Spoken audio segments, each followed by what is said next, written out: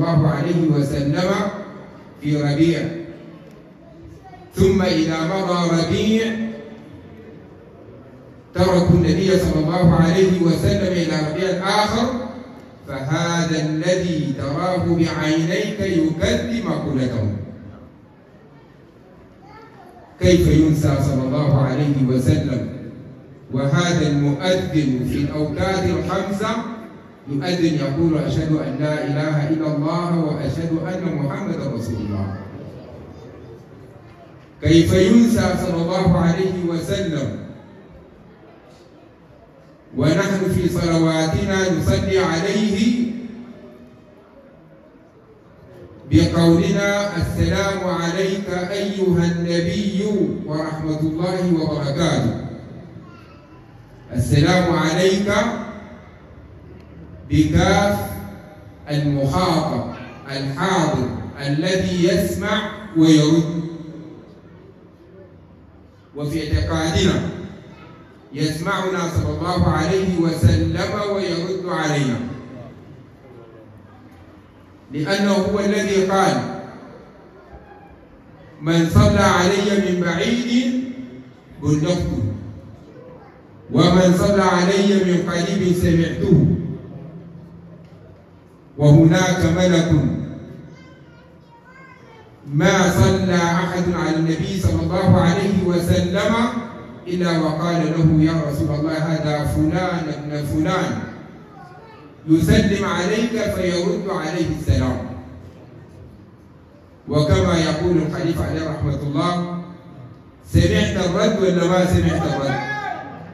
القول قوله صلى الله عليه وسلم، وهناك من سمع رده.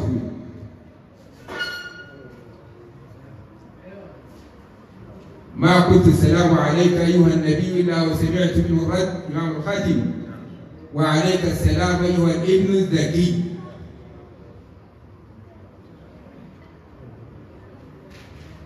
فالمحبون المتعلقون بالنبي صلى الله عليه وسلم يسلمون عليه وفي اعتقادهم أنه يسمع ويرد، لأنه علمنا أن نقول السلام عليك أيها النبي في تشهدنا.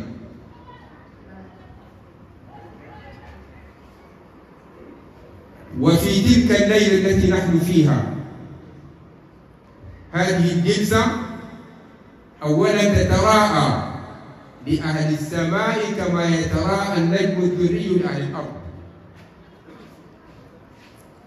وتصعد منها روائح عطرة ما تمر في مجلس أو ملأ من الملائكة إلا وقالوا هذا العطر أتى من مجلس صلي فيه على النبي صلى الله عليه وسلم.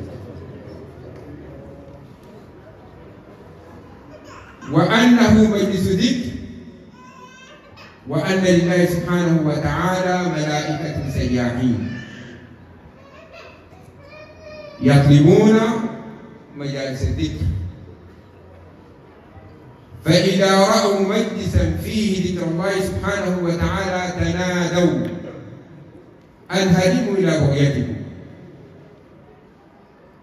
فيجلسون معهم، ثم يصعدون فيسألهم الرب جل في علاه على ما وجدتم عبادي، فيقولون وجدناهم يهللونك ويكبرونك ويسبحونك، وفي رواية ويصلون على نبيك، فيقول لهم ماذا يطلبون؟ يقولون يطلبون الجنة، فيقول لهم وهل رأوها؟ فيقولون لا، فيقول لهم كيف لو رأوها؟ يقولون لو رأوها كانوا أشد طلبا لها. يقول لهم ومما يستعيدون وهو أعلم جل في علاه؟ يقولون يستعيدون من النار. يقول لهم وهل رأوها؟ فيقولون لا، فيقول لهم كيف لو رأوها، يقولون لو رأوها لكانوا أشد هربا منها. فيقول لهم الحق في علا، الحق جل جلاله: أشهدكم يا ملائكتي إني قد غفرت لهم. الناس اللي اجتمعوا في المجلس الذي يذكر الله سبحانه وتعالى فيه ويصلى فيه على النبي صلى الله عليه وسلم، ذكر بالتهليل والتكبير والتحميد والتسبيح والصلاة على النبي صلى الله عليه وسلم، يشهد الله سبحانه وتعالى ملائكته على أن هؤلاء القوم الذين جلسوا هذا المجلس أنه قد غفر لهم. فتقول الملائكة: إن فيهم فلان الخطاء كثير الخطأ، أو قالوا أنه ليس منهم، يعني ما جاء ليذكر ولكن جاء ليتسمع أو ليتفرج أو له غرض آخر مع إنسان ما، فأتى هؤلاء الناس فوجدهم يذكرون الله فجلس من بعيد ينتظر. فيقول الحق وله قد غفرت، فإنهم القوم الذين لا يشقى جليسهم. سيف رحمة الله سبحانه وتعالى تشمل حتى الذي لا يذكر الله سبحانه وتعالى، ما دام جاء ووقف مع الناس وسمع ذكر وسمع صلاته على النبي صلى الله عليه وسلم وشاف حاله، شملته الملائكة، لأن ربنا سبحانه وتعالى كريم ورحيم وأكرم الأكرمين. وإن كان كثير الخطأ وإن كان ما من أهل المجلس، ولكن لما جاء شملته الرحمة، فقال: وله قد غفرت فإنهم القوم الذين لا يشقى جليسهم. والليلة دي ليلة الجمعة، ليلة غراء، ليلة الصلاة على النبي صلى الله عليه وسلم. فيها يقول الحبيب المصطفى: أكثروا من الصلاة علي في الليلة الغراء واليوم الأسود. وهي ليلة متكررة، وبين النبي صلى الله عليه وسلم فضلها فقال: إن من أفضل أيامكم ليلة الجمعة، فيها خلق آدم وادخل الجنة، وفيها النفخة، وفيها الساعة، وفيها ساعة لا يوافقها عبد مؤمن يسأل الله سبحانه وتعالى إلا استجاب له دعاء أو أداه مسألته. فهي كالعيد، كلما جاءت أنت تتذكر فيها إيجاد سيدنا آدم عليه السلام من العدم في الوجود، فيها خلق آدم، وفيها أدخل الجنة، وفيها تيب عليه.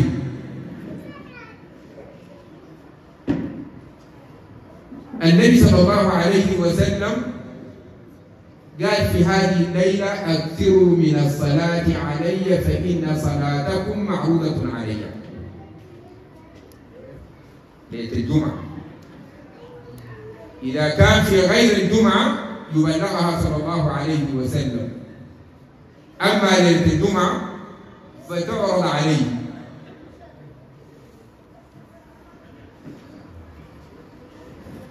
قالوا: يا رسول الله وكيف تعرض عليك وقد ألمت، يعني بريء؟ قال: إن الله حرم على الأرض أن تأكل أجساد الأنبياء. فهو صلى الله عليه وسلم حي بحياة أرقى وأعلى من حياة الشهداء.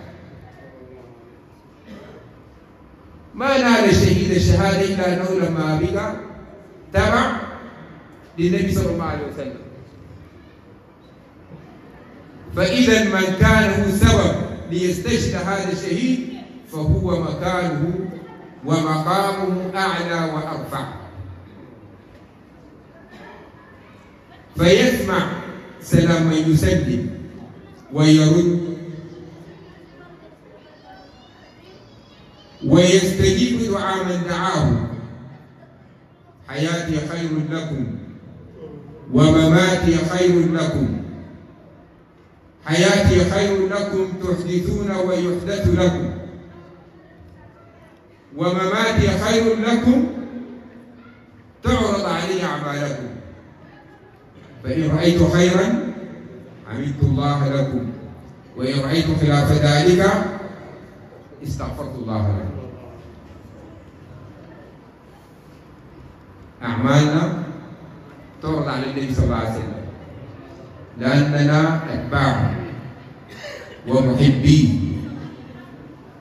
بل هو صلى الله عليه وسلم أخبرنا ليلة الإسراء أن سيدنا آدم عليه السلام قال ينظر إلى اليمين فيضحك وإلى الشمال فيبكي.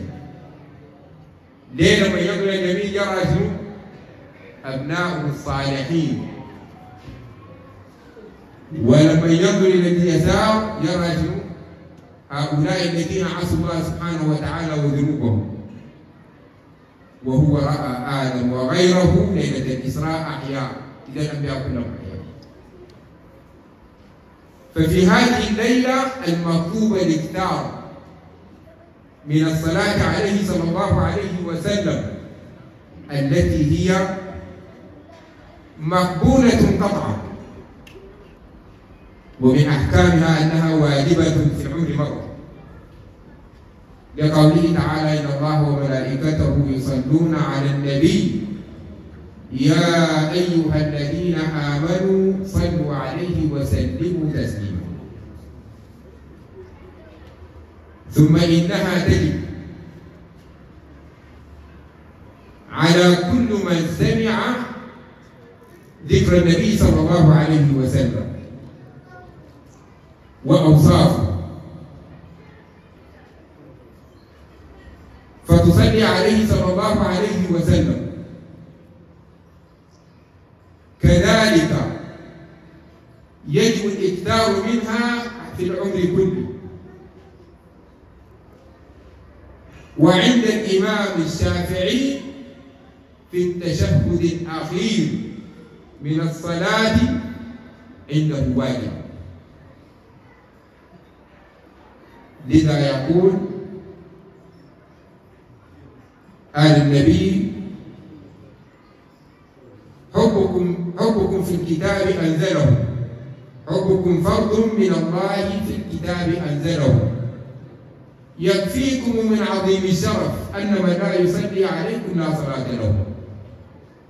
لأن الصلاة على النبي لما علمها النبي صلى الله عليه وسلم الصحابة قال لهم قل اللهم صل على محمد وعلى آل محمد. فلما تصلي على النبي صلى الله عليه وسلم يدخل آل محمد على العموم أمته كلها الذين شهدوا له بالرسالة، وعلى الخصوص الذين ذكرهم آل علي وآل جعفر وآل العباس بنو هاشم الذين حرمت عليهم الصلاة، وعلى خصوص الخصوص الذين جللهم صلى الله عليه وسلم بالملاء وقال هؤلاء أهل بيتي أذهب عنهم الرجس وطهرهم تطهيرا.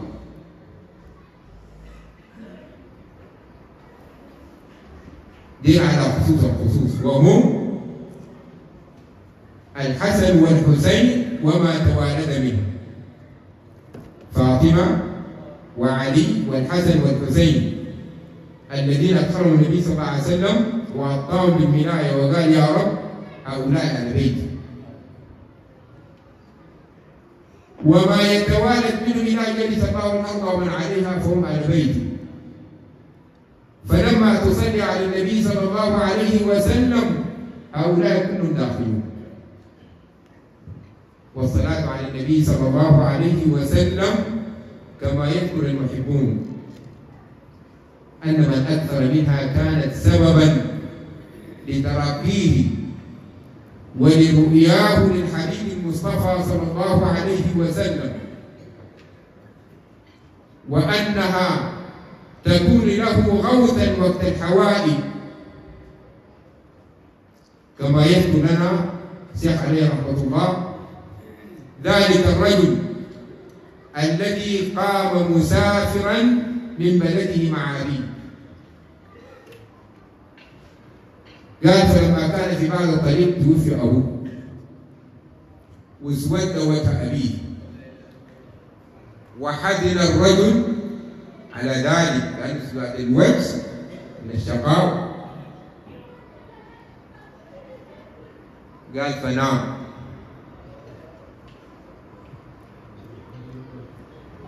فرأى شخصا قد أتى إلى أبيه ومسح وجهه حتى ابيض وجه أبيه، بعدما كان مسودا رجع شوف أبيض. قال فتعلقت به وقلت له من أنت يرحمك الله؟ فقال أنا رسول الله، وأن أباك كان مسرفا ولكنه كان كثير الصلاة علي، وأنا مريد من استغاث بي. يعني في الوقت الذي تكون في أحوج ما تكون تجد صلاتك على النبي صلى الله عليه وسلم، كما ذكر النبي صلى الله عليه وسلم إن رجلا أمر به إلى النار فقلت ردوه. قال فوضعت له شيئا كالأنملة على ميزانه فرجح ودخل الجنة ونودي سعد فلان. الشيخ الدولة النبي صلى الله عليه وسلم في الصلاة عليه. ففي هذه الليلة ليلة الصلاة على النبي صلى الله عليه وسلم ينبغي أن نكثر منها لننال ما قاله الحبيب المصطفى صلى الله عليه وسلم أكثروا من الصلاة علي فإن صلاتكم معروضة علي. وأن من أكثر من الصلاة على النبي هو جليس النبي صلى الله عليه وسلم، وأنه مع الحبيب المصطفى صلى الله عليه وسلم في هذه الدنيا وفي الآخرة يوم يبعث الله الأولين والآخرين، فإنه ينال رضا الله سبحانه وتعالى وشفاعة الحبيب المصطفى صلى الله عليه وسلم. اللهم صل على سيدنا محمد صلاة تنجينا بها من جميع الأهوال والآفات، وتقضي لنا بها جميع الحاجات، وتطهرنا بها من جميع ذنوب السيئات، وترفعنا بها عندك على الدرجات، وتبلغنا بها سرايات من جميع الخيرات في الحياة وبعد الممات. بدل سيئاتنا يا إلهي بالحسنات صلاة ترضيك وترضيه وترضى بها عن أرحم الراحمين. أهل الدار والذين قاموا بهذا العمل نسأل الله سبحانه وتعالى أن يسعدهم وأن يبارك في أهلهم ودارهم وأولادهم، وأن يجعل المكان عامرا بالدين والدنيا إلى يوم الدين، وأن يجعلنا من المحبين للنبي صلى الله عليه وسلم المتعلقين به الذين يصلون عليه على الليل والنهار، والذين يفرحون به في كل وقت وحين. ونصلي وسلم على سيدنا محمد وعلى آله وصحبه وسلم. كما لا ننسى أن ندعو إلى شيخنا الشيخ الخليفة عبد العزيز عليه رحمة الله يجعل في قبره الضياء والنور والسعة والسرور بيومنا هذا إلى النشور. الحمد لله رب العالمين. آمين. بارك الله فيك.